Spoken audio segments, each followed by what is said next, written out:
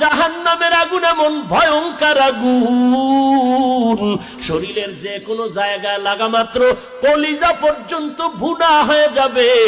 মদিনার নবী বলতেছেন 500 বছর দূর, ওই 500 বছর দূরের থেকে জাহান্নামের আগুনের গরমটা আসিয়া জাহান্নামীর শরীরের মধ্যে যখন লাগবে, জাহান্নামের আগুনের গরমে শরীরের চামড়াগুলো খসে খসে পড়ে যাবে। ওরে নবীর উম্মতের দল, চোখ দুইটা বন্ধ করে 1 মিনিট চিন্তা কর।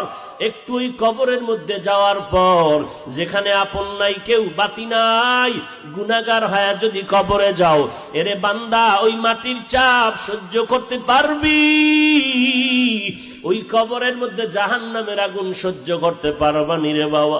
আল্লাহর কাছে ক্ষমা চাও, ও আল্লাহ আমার মতো দুর্বল আর কেউ নাই, একটা বেতের বাড়ি সহ্য